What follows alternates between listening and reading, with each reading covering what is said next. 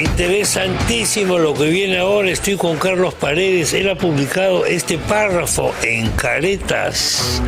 Karelyn López, la pinchi del siglo XXI. Coincido con ese titular, la verdad. 22 años después de que Matilde Pinchi iniciara la caída del Fujimorato al sustraer la prueba audiovisual, el famoso video que parecía increíble, sobre la podredumbre que se había convertido el CIN de Montesinos y Fujimori, otra mujer igual de ambiciosa, decidida, audaz y sin escrúpulos, ha iniciado el camino final del breve gobierno de un profesor extremadamente exitoso para dilapidar en tiempo récord la confianza de los peruanos que lo apoyaron. Carlos Paredes. Hola Chema, ¿cómo estás? Un gusto estar nuevamente en tu programa. Esto es importante porque los jóvenes creen que la historia comienza con ellos. No, la historia se repite, hay cosas de la historia. El paralelo que hace, yo estoy totalmente de acuerdo con el paralelo que haces entre ambas señoras, ambos personajes, sí, ambos claro. Colaboradores eficaces. Esto no es nuevo, lamentablemente, Chema. Sí, cuando cayó Fujimori el año 2000 y por primera vez en la historia republicana, buena parte de la clase dirigente fue a parar a ese penal San Jorge, recuerdas, en el centro de Lima, que ya está cerrado. Exacto, he estado ahí de visita, debo decir. Comandantes en jefe de las Fuerzas Armadas, presos. Congresistas, presos. Broadcasters, dueños de los grandes medios de comunicación, presos. Ministros de Estado, presos. Altos funcionarios, presos, ¿no? Y todos pensábamos que era una lección lo suficientemente contundente para que esto no se vuelva a repetir. Y recuerda que hubo un político que luego se convirtió en presidente de la República que, sosteniendo la bandera anticorrupción con la vincha, salió a las calles y claro, él era el hombre anticorrupción. Pocos años después, para pesar de los peruanos, nos hemos enterado que de anticorrupción no tenía nada. Era otro corrupto que pidió millones de dólares a Odebrecht y demás empresas corruptas de la construcción. Y entonces esto parece un péndulo, ¿no? Es cíclica la temporada de los corruptos.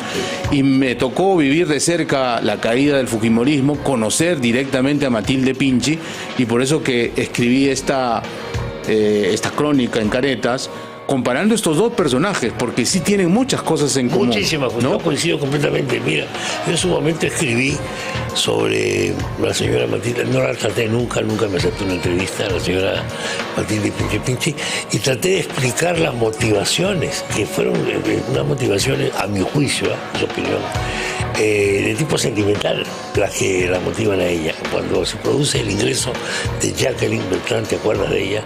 Al CIN, claro, que de alguna manera la desplaza a la señora Matilde Pinchi. Y ella agarra un video, pues, del alto de videos que había ahí. Sí, claro. Porque Vladi grababa todo lo que ocurría en la salita del CIN, sobre todo la entrega de plata y otras cosas. ¿Para qué? Para poder tener a la gente atada y bien atada. Y lo conseguía. Hasta que se descuida. Se tira la señora Pinchi el video y lo saca pues en Canal N, ¿no? Claro, y ahí se inicia la caída del fujimorismo, ¿no? En septiembre del año 2000. Además con un aparato de televisión y de todo audiovisual. Sí, claro, era la... Porque hemos ingresado a la era audiovisual a partir de ahí, ¿no? Sí, por supuesto, ¿no? Y era la prueba irrefutable de la corrupción enquistada en el CIN. Y después Matilde Pinchi ha sido testigo de cargo en 70 procesos judiciales. Claro que sí. Varias decenas de personajes, otrora muy poderosos, han ido a parar a la cárcel por sus pruebas, por su testimonio. Y claro, en su momento también se dijo, es candidata colaboradora eficaz. ¿Cómo le vamos a creer a una delincuente? Candidata, que es lo mismo, se repite la historia, es increíble. Ahora, me temo que muchos de los que están diciendo Karen no es candidata, no tienen la más pálida idea de la historia de este país, tengo la impresión. No, y hay que decirle a los chicos que tú mencionas, mira, esto sucedió hace por lo menos 22 años, en el 2000. los chicos que hoy están yendo a la universidad con 18, 19 años, todavía ni habían nacido, ¿no? Los tiktokeros que hoy están desde los 15 años compartiendo información en redes, no tenían idea de lo que era ni Matilde Pinchi, ni Vladimiro Montesinos, ni lo que ya pasó. Entonces vamos a explicarle que en su momento también hubo una persona, una mujer, que entregó la primera prueba y un régimen se cayó. Hoy creo yo que Karelyn López, también por una razón muy pedestre, muy humana, que es que le congelaron sus cuentas, que ya no tenía cómo poder sobrevivir en medio de esta maraña de denuncias que se les están acumulando, optó por el camino de la sobrevivencia, ¿no? Porque además ella no es una observadora, no es una testigo, es también protagonista, parte de esta organización. Colaborador eficaz, el colaborador eficaz primero admite que ha cometido delitos. Por supuesto. Lo primero que tiene que admitir, que fue lo que le pasó a Pinchi Pinchi. Pinchi Pinchi era cómplice. Sí, por supuesto, y fue sentenciada en penas menores, es cierto, porque el sistema la premia por su apoyo. Canjeó su información por la pena. Por supuesto. Eso es la colaboración eficaz, es eso. Por la libertad, que es lo más preciado que tenemos los seres humanos. Entonces, claro, hay una serie, por ejemplo, están diciendo, en este caso de los niños, que me llama tanto la atención, este grupo de congresistas dice, ayer entrevisté a algunos y me dijeron, no, pero digo, pero ¿por qué figura usted en la lista? ¿Por qué no figuro yo, por ejemplo, o no figura otro? No es que tiene la señora Karelyn, tiene una motivación política. No me parece que sea una política. Ella lo que quiere hacer es negocio. Bueno, suponiendo que sea así, ¿por qué está usted en la lista? Si hay ¿cuántos parlamentarios? 130. 130. ¿Por qué está usted y 3 más de la bancada de AP? Y no está, por ejemplo, el almirante, uno de los almirantes, o no está... Montoya, Cueto. Sí podría estar perfectamente. Entonces ahí viene el problema.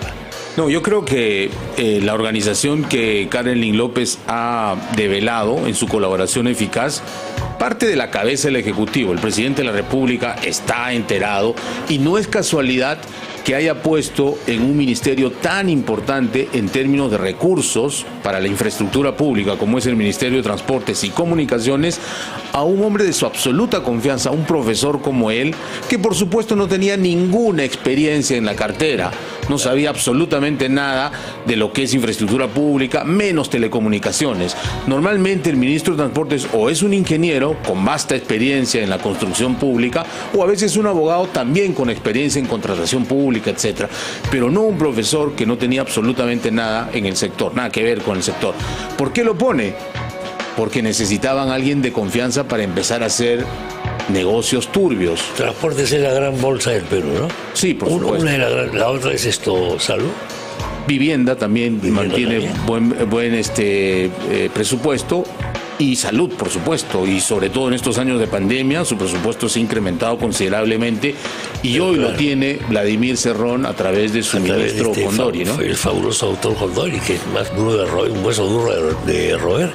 Oye, porque claro, transportes es la gran bolsa por estas grandes obras que hay que hacer de infraestructura, las famosas licitaciones que se ganan por 25 céntimos. Y es curioso en este péndulo cíclico de la corrupción, porque hace algunos años, 5 aproximadamente, caen las empresas brasileras de lo que se llamó el escándalo transnacional Lavallato, ¿no? Odebrecht, OAS, etcétera, ¿no?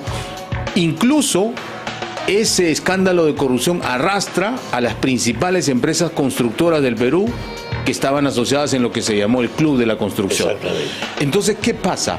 Que para construir la gran... socias de Odebrecht. También, en algunos casos hacían consorcios con Odebrecht, tipo Graña y Montero y demás, ¿no? ¿Y qué pasa? Para construir la gran infraestructura que necesita el Perú, grandes puentes, carreteras que tienen que cruzar los Andes, las empresas que quedaron peruanas, medianas y pequeñas, no estaban en capacidad ni técnica ni de espalda financiera para asumir estos proyectos. ¿Qué pasa? Hay un viaje del presidente Kuczynski el año 2016, septiembre, el primer viaje que hace apenas estrenado como presidente, y se va a la China, por razones geopolíticas establecidas en ese momento. Lleva en la gira a su primer vicepresidente, que era el ministro de Transportes y Comunicaciones, el señor Martín Vizcarra, y a su ministro de Vivienda, que era otro hombre de confianza de Vizcarra, el señor Edmer Trujillo, ¿no? Es ahí donde se produce el primer contacto con estas empresas chinas. Te corto un momentito, Sí. por favor, Carlos, porque está hablando el presidente Castillo. Vamos a escuchar. Amor de los alcaldes, hay que sentarnos con los alcaldes distritales y provinciales que de una vez se viabilice el derecho que le asiste a estos alcaldes de los centros poblados. Somos conscientes que ustedes traen una serie de preocupaciones y a veces frustraciones también. Porque ser autoridad y no tener todas las herramientas, además que todas las herramientas económicas para satisfacer al vecino, para satisfacer las necesidades, donde la escuelita está cayéndose, donde los barrios están totalmente abandonados, las familias que no hay un proyecto que impulse, donde haya presencia de la misma población, para mí es una gran preocupación.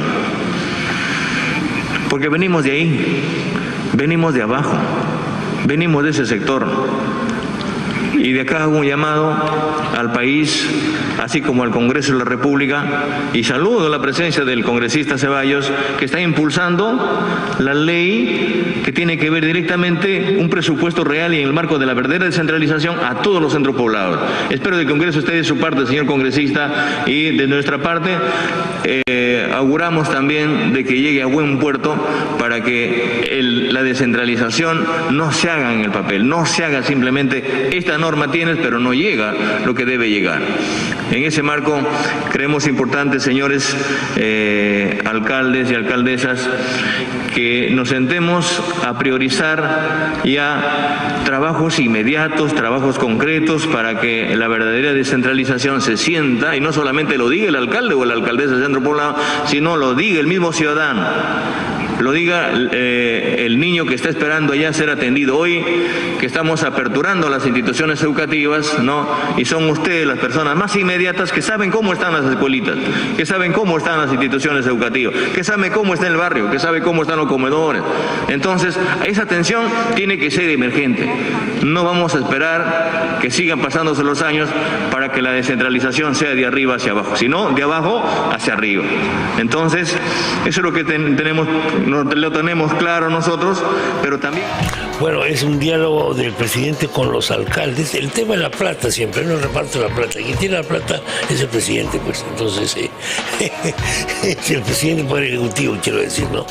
Y entonces esto es lo que le permite negociar algunas cosas con alcaldes, gobernadores regionales, etcétera, etcétera. El modelo clientelar, ¿no?, de la política latinoamericana. Típicamente latinoamericano. Yo te voy a dar obra para tu escuelita, tu carreterita, tu postita médica y tu cosita. Gracias, papá. Decimos todos, gracias, taita. Bueno, estábamos justamente... Estamos hablando de los niños de Acción Popular el grupo de los niños de Acción Popular, que yo hacía un símil con la célula del signo. De alguna manera es el soporte del presidente para que no se haya vacado. Sí, claro, el año 2000, recuerdas tú que... Era vacado. En la primera vuelta, en abril del 2000, cuando Fujimori iba a la reelección, no obtuvo mayoría en el Congreso, claro, ¿no? Incluso la segunda vuelta fue muy cuestionada porque Toledo se retira, etcétera. Contra todo pronóstico, el 28 de julio del año 2000, cuando Fujimori inicia su tercer y para mi gusto espurio mandato, en el Congreso se habían modificado las fuerzas, ¿no? Sí. Increíblemente. Sí. Montesinos había hecho su trabajo de cooptar tránsfugas, le llamaron los topos del Congreso, ¿no? Y en las votaciones se veía.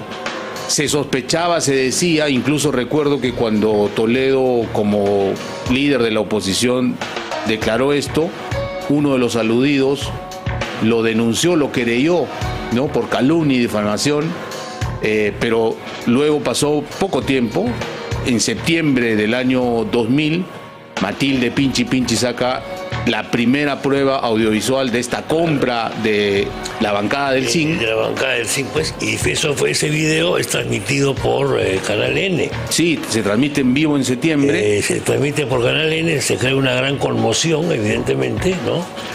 Y a partir de ahí viene ya pues el descalabro de Fujimori, ¿no? Y termina. Y al igual que hoy Chema, si hacemos memoria, las explicaciones eran muy risibles de los protagonistas. Recuerdo que el señor Curi dijo que Montesinos le había hecho un préstamo para comprar un camioncito porque él regalaba pescado a las poblaciones vulnerables y pobres del Callao, de donde era representante.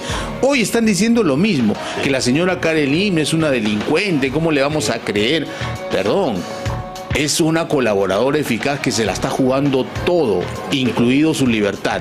Y si ella miente ante el Ministerio Público, se expone a sufrir las consecuencias de esa mentira. Así que tiene que tener mucho cuidado en lo que dice y sobre todo, es una persona que ha estado desde el minuto cero de este gobierno en lo más alto del poder, es decir, muy cerca al presidente Bruno Pacheco y demás, entrando a Palacio más de 6 veces en registros oficiales, yendo a Zarratea y mantiene pruebas. La explicación que está dando el castillismo de que Castillo jamás la vio es totalmente pueril. O sea, no, pero además contradictorio, ¿no? El presidente completamente infantil. En una declaración periodística ante el señor del Rincón de CNN dice que sí la recibió en Palacio. Y que sí la recibió, pero que no pensaba que era lo que era. Y después han salido algunos más papistas que el Papa a decir que no la recibió, no la conoció. Por favor, Dios mío. No, imagínate, ¿cómo no la va a conocer si es la que organizó su fiesta de cumpleaños en octubre del año pasado con mariachi, 200 cuyes traídos de Cajamarca? La manía de los mariachis me deja perplejo. Mariachis para el cumpleaños del presidente. Mariachis en la despedida del ministro de Transportes. ¿Cómo se puede hacer eso? Yo creo que esa es una afrenta a todos los peruanos, porque no solamente un ministro incompetente, sino con indicios muy razonables de haber participado en una corrupción extrema desde el primer día. Despedida por todo lo alto con mariachis. Es una manía del narco, ¿no? Bueno, tú sabes cómo eres Escobar, ¿no? No te voy a explicar a ti nada. Tú has vivido en México, no tengo nada que contarte. Pablito Escobar le encantaban los mariachis. Sí, por supuesto. Tenía un amigo de un cártel mexicano que le regaló un sombrero de charro y tiene una foto emblemática con ese sombrero. Foto. Y tú sabes, aparte en la cultura mexicana, los corridos de los narcos. Sí, los narcocorridos del norte de México, claro. Un día vamos a hablar sobre eso. Bueno, tengo que hacer una pausa, Carlos, no te vayas porque hay más temas, ¿ah? Hay más temas con Carlos, aparte de este que me parece tan sugestivo e interesante. Yo creo que estás tú ya impectore, como decían los cardenales, preparando un nuevo bestseller. Me da la impresión. En fin, déjalo ahí, déjame hacer esta mención y regreso contigo. Bueno, pues un poco, Carlos, lo que hablábamos, ¿no? Lo que dice este congresista de Acción Popular, sindicado como uno de los del grupo de los niños, etcétera. Efectivamente, pues sí, tienen que investigar el Ministerio Público, desde luego que sí, pero la prensa tiene que informar. O sea, no podemos esperar que el Ministerio Público dé su solución. No, hay dos niveles en este tema que es judicial y político, eminentemente político. Sabemos que las investigaciones en el Ministerio Público, en el Poder Judicial, pueden durar años. Sí. Ahora mismo estamos viendo recién el inicio del juicio del expresidente Ollantumala y de su esposa Nadine Heredia. Ellos han salido del poder, ¿cuándo? En el 2016, estamos 22. O sea, 6 años después, recién se inicia el juicio. Imagínate si vamos a esperar lo mismo en el caso del presidente Castillo. Va a terminar su mandato y vamos a seguir esperando. Y lo concreto es que en el país no podemos resistir un régimen tan errático y tan profundamente corrupto 4 años y pico más. Creo que los peruanos no vamos a resistir eso. Pero como están las cosas, parece inamovible el presidente Castillo, porque hay sectores que consideran que la gobernabilidad, no se sabe bien qué significa esa palabra, confieso mi ignorancia, no sé qué entender por eso, está por encima de todo, de la moralidad, de Pero la ¿de qué gobernabilidad vamos a hablar, Chema, si no hay gobierno? O sea, si no hay gobierno, menos va a haber gobernabilidad. Lo que necesitamos es, para empezar, que el Congreso haga el control político adecuado, porque son nuestros representantes. Los peruanos hemos elegido a 130 representantes y ellos tienen que estar... por eso. Por supuesto. Y se supone que en teoría nos representan a los 30 millones de peruanos, incluidos a los que viven en el extranjero en este Congreso. Así que hagan su trabajo, hagan control político con la Constitución en la mano y que podamos salir de esta grave crisis, ya no vamos a decir política, sino una crisis de como nación. Sí, claro, ¿no? y como Estado, ¿no? Como Estado. El Estado peruano es viable o no es viable, creo que eso es lo que está en juego. Hablando de esto, tú has hablado del caso Odebrecht. Odebrecht, por supuesto, ya es impresentable, pero a veces puede ser reemplazado por otra potencia, no sé. Sí. Tú has estudiado el caso del centro. Me ha llamado la atención mucho. Tú esto lo vas a conocer muy bien, me vas a responder muy bien. La asociación de empresas chinas grandes con empresas del centro del Perú para hacer determinadas obras. Hay un poder chino, evidentemente, que se está instalando en el Perú, no solo en el Perú, en África te dice que está tomada por los chinos también. ¿Cómo está funcionando esto acá, oye? No, sin duda, China hoy ha reemplazado ya hace varios años a Estados Unidos como nuestro principal socio económico, ¿no? Y acá hay inversiones chinas en todos los rubros. En minería son dueños de los grandes yacimientos y las minas. Y eso está bien, que generen trabajo, que generen impuestos. Pero en el caso de la construcción, sí debemos decir que han llegado, en teoría, grandes conglomerados chinos a llevarse todas las licitaciones de la gran infraestructura, sobre todo del Ministerio de Transportes y Comunicaciones. Y lo que está pasando es que ni las empresas de otros países tipo europeas, españolas, portuguesas, ni las peruanas medianas pueden competir porque pareciera que las reglas de juego se han hecho como una traje a la medida para que ellas ganen todas las licitaciones. Por ejemplo, les piden a los que participan en estos concursos públicos que entreguen fianzas millonarias por la mitad del precio de la obra o que demuestren que tienen activos, dinero en un banco por la mitad de la obra. Ninguna empresa va a tener dinero muerto en un banco, pero los chinos sí. No es que lo tienen, sino que han podido acreditar dos bancos de su país en el sistema financiero peruano, con oficinas muy pequeñas y discretas en San Isidro, pero les dan todos los papeles y las constancias para decir que tienen todo lo que las bases dicen, sin que las autoridades peruanas puedan verificar. ¿Y qué está pasando? Ya desde el 2018 están ganando muchas obras, las que están abandonando o al empezar la construcción o a la mitad de la construcción con una serie de argumentos se están yendo a litigar tanto a nivel de peritos, árbitros, como a nivel judicial. Es decir, estas empresas están dejando a medio hacer estas obras y hoy con el gobierno del presidente Castillo, a 3 de estas 10 empresas que son las más conocidas se le ha vuelto a dar obras, pero a cambio de una condición, de que tengan como socio minoritario a una empresa fantasmal de los hermanos Aguirre Quispe, que tienen relación directa con la organización que Karelin López ha denunciado. O sea que esto es lo que está en juego también. Esta bolsa es la que está en juego en este momento. Que no es una bolsa nada desdeñable. No, es gigantesca. Gigantesca. De manera que yo puedo formar pues una empresa para poderme asociar con el favor político con estas grandes inversionistas. Eso, en pocas palabras, están robando al erario público con el cuento de las obras públicas en sociedad con empresas sin escrúpulos de China, y al final los peruanos no estamos teniendo las obras, sobre todo en el interior del país, que nos merecemos, a pesar de que se está gastando millones de soles en estas obras. ¿Esto está significando ingresos adicionales para la gente vinculada al gobierno? Por supuesto. Que no estaban previstos, que no habíamos pensado nosotros eso. Mira, solo estas 3 empresas en los 6 primeros meses de este gobierno han tenido obras por más de 500 millones de soles. Imagínate ahí de cuánto de porcentaje estamos hablando en este mundo tan corrompido de las obras. ¿De cuánto dinero estamos hablando, no? Karelin López ha dicho que ha habido un cajero en esta organización, que es el señor Samir Villaverde, sí, ¿no? Ha dicho que ha habido un operador, que es el señor Juan Silva, hasta hace poco ministro de Transporte. Así es.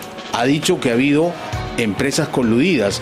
Ha salido un joven de 27 años que no entendía bien de qué se trataba este negocio. Un empresario brillante, solito, genéticamente brillante, naturalmente brillante. Un joven que Bill Gates ni que uno de estos payasos, no prepara nada. No, él es absolutamente exitoso, ¿no? Obviamente que no resiste ningún análisis, y por eso que la Fiscalía tiene que hacer una investigación oportuna, objetiva, profesional, pero eso va a tomar su tiempo, Chema. Necesitamos una solución política, ¿no? Y la solución política está en manos del otro poder del Estado, ¿no? Hay cosas que, por ejemplo, acaba de decir el congresista cuando Vilela lo estaba entrevistando, Marcial Vilela, dice, eso pregúnteselo al presidente, ¿qué más quisiera yo? ¿Qué más quisiéramos nosotros? Al presidente no se le puede preguntar nada. Ese es el problema. O si no, que se investigue, pero no se le va a investigar, pues. Porque ya la fiscal de la Nación ha dicho que no se le puede investigar. Y se acabó el lunes 7, el presidente tiene la oportunidad brillante a la Comisión del Congreso de ir ha sido citado a la Comisión de Fiscalización, pero él por su prerrogativa de jefe del Estado puede pedir que la cita sea en Palacio de Gobierno y por supuesto en la opacidad máxima, sin la posibilidad de que esto se transmita por los medios masivos.